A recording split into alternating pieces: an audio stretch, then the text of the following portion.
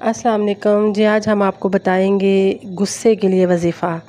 آج کل کے دور میں ہر کسی کو کسی نہ کسی بات پہ، اپنے آپ پہ یا کسی نہ کسی چیز پر غصہ آتا ہی رہتا ہے۔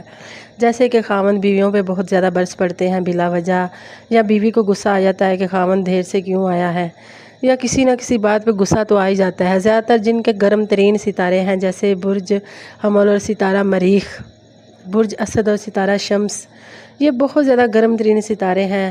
برج عقرب اور ستارہ مریخ یہ بھی بہت گرم ترین ستارہ ہے۔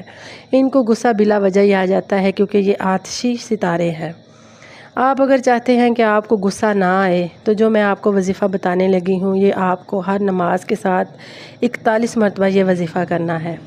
اگر آپ خود نہیں کر سکتے تو آپ کسی سے یہ کہہ کے دم بھی کروا سکتے ہیں، اور پانی پر بھی دم کروا کے یہ آپ پی سکتے ہیں۔ پہلی بات تو یہ ہے کہ جن کو بھی زیادہ سے زیادہ غصہ آتا ہے ان کو میٹھی چیز کا اپنا صدقہ لازمی دینا چاہیے۔ آپ نے اللہ تعالیٰ کا نام یا رؤوف ہو یا اللہ، یا رؤوف ہو یا اللہ اپنے ماتھے پہ ہاتھ رکھ کے 41 مرتبہ ہر نماز کے بعد پڑھنا شروع کر دیں۔ انشاءاللہ تعالیٰ آپ کا غصہ بالکل ختم ہو جائے گا۔ اگر آپ خود نہیں پڑھ سکتے تو آپ کسی سے یہ لفظ پڑھ کے پانی دم کروا کے بھی پی سکتے ہیں، اور میٹھی چیز کا صدقہ دیتے جائیں اور آپ کا غصہ بالکل ختم ہو جائے گا۔